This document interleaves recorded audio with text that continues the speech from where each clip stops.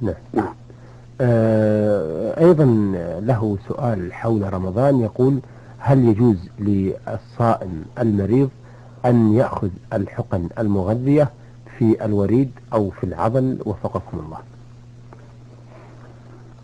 الإبر المغذية التي يستغنى بها عن الأكل والشرب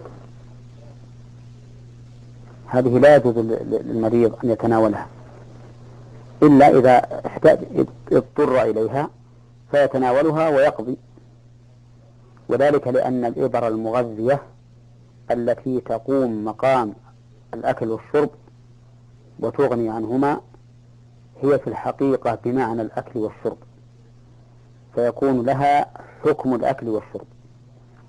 أما الإبر التي يراد بها التداوي وتنشيط الجسم ولكنها لا تغني عن الأكل والشرب فإنها لا تفطر، سواء احتقن بها في الوريد أو في العضلات، وسواء وجد طعمها في حلقه أم لم يجد، وذلك لأنها حينئذ ليست أكلا ولا شربا ولا بمعنى الأكل والشرب.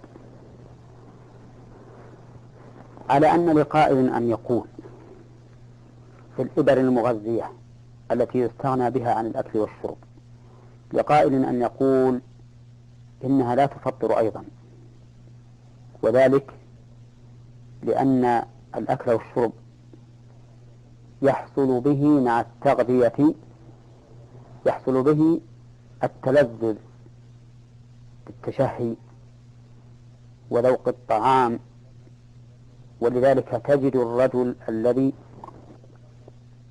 يغذى بهذه الإبر تجد منه شوقا كبيرا إلى الأكل والشرب، مما يدل على أن هذه الإبر لا تفي بما يفي به الأكل والشرب.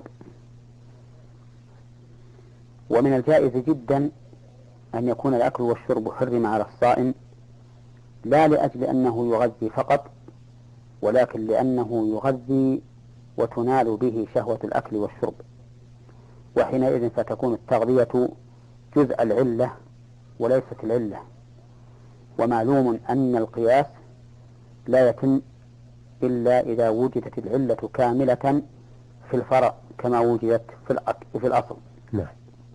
ولكن مع ذلك أقول إن الاحتياط القول بأنها تفطر، عن الإبر المغذية التي يستغنى بها عن الأكل والشرب. نعم.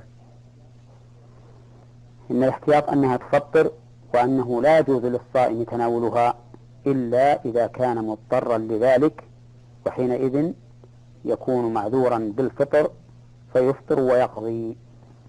نعم. نعم.